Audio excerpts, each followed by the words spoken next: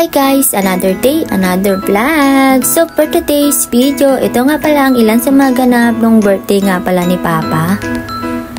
Na late upload na nga itong video ko na to dahil nga naging busy talaga ang taong to, kaya naman hindi ko pa rin talaga ito na-upload dahil hindi pa din talaga ito na-edit.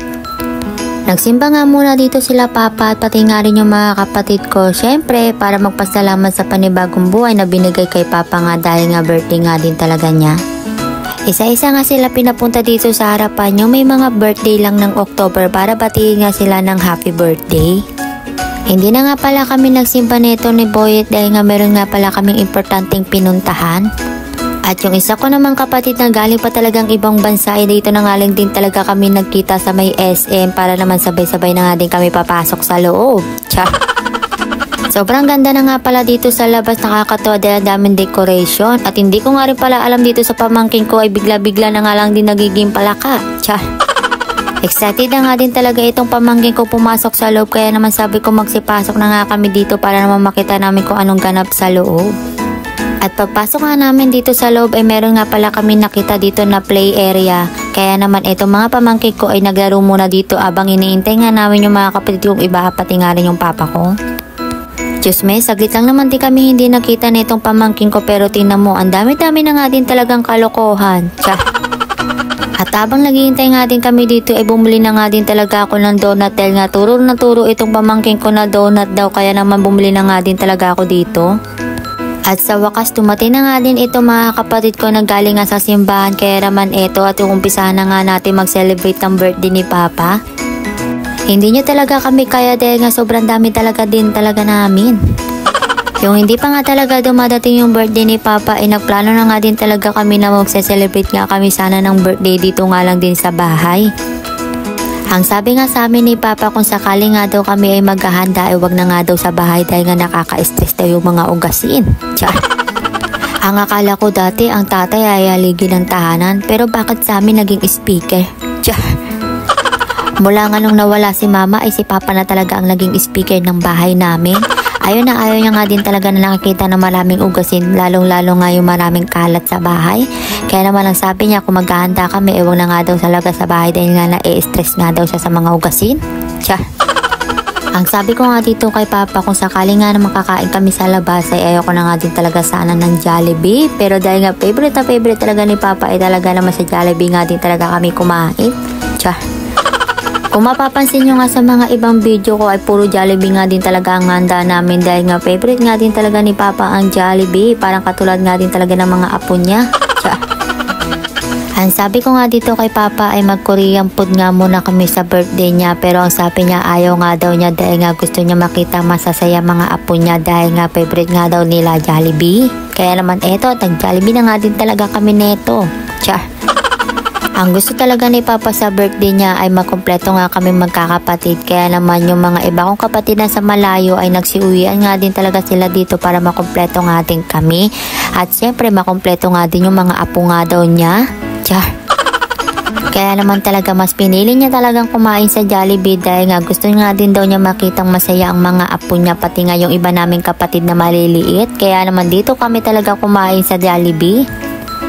Diyos me, mas mahal na talaga ni Papa ang mga apo niya kaysa mga anak niya. Tiyah. Dahil wala naman talaga si Papang apo sa akin, kaya naman ang minahal niya nga lang din talaga yung dalawang aso ko. Tiyah.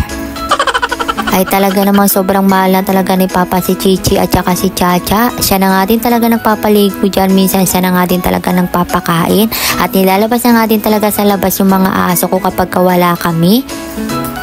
Simpleng celebration nga lang din talaga yung ginawa namin sa mga oras na yan dahil nga yan lang din naman talaga yung gusto ni Papa yung makasama kaming lahat. Kaya naman talaga yung dalawang kapatid ko na sa malayong lugar ay talaga pinilit nilang umuwi dito para naman ganap yung birthday nga ni Papa. Pagkatapos nga pala namin nito kumain, niligpit na nga din talaga ng kapatid ko itong pinagkainan namin para naman wala din talaga kami netong kalat. Hindi pa talaga natatapos itong celebration ng birthday ni Papa dahil nga palalaruin nga muna namin itong mga kapatid ko dahil nga gustong gusto na nga din talaga nilang maglaro. Ay sa dami ko nga din talagang pamangkin, sinasabi ko talaga sa inyo hindi nyo talaga kakayanin yung kapangyarihan ng mga pamangkin ko na sobrang kulit. Tiyah.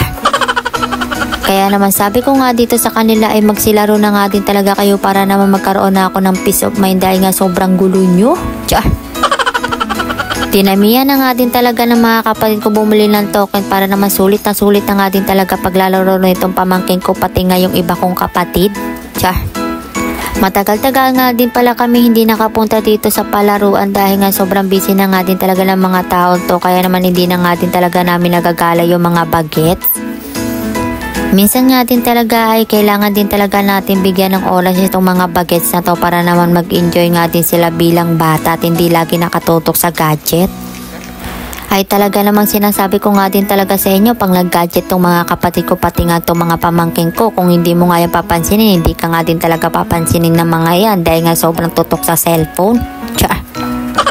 Habang nag-enjoy nga muna yung mga bagets yan ay nilalayasan muna namin dyan dahil nga meron nga pala kaming pupuntahan. Bibilan nga pala namin si Papa sa mga oras na yung salamin dahil nga hindi na nga din talaga maganda yung salamin na ginagamit niya. Yung ginagamit kasi talaga ni Papa na salamin na hindi talaga tugma sa labo ng mata niya dahil nga sobrang taas na nga din talaga ng grado ng mata niya. Kaya naman eto na nga din talaga yung binigay namin regalo sa kanya na mabigyan siya ng maayos na salamin dahil nga para naman maging komportable yung mata niya at hindi na nga din talaga siya nahihirapan tumingin-tingin pa sa salamin niya na sira.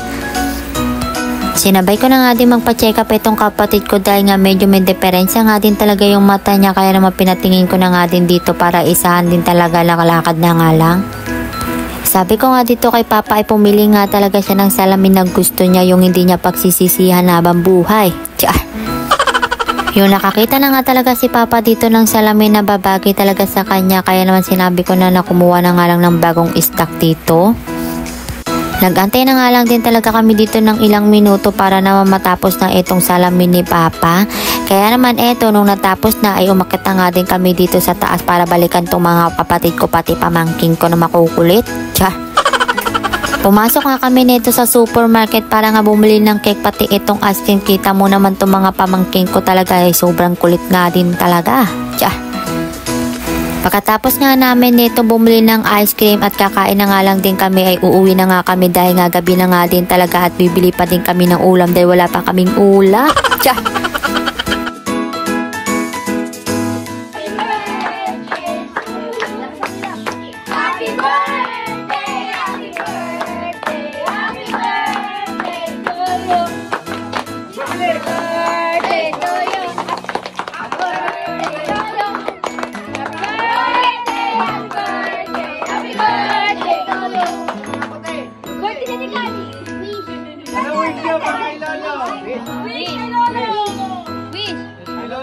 Anong gusto para kay Lolo?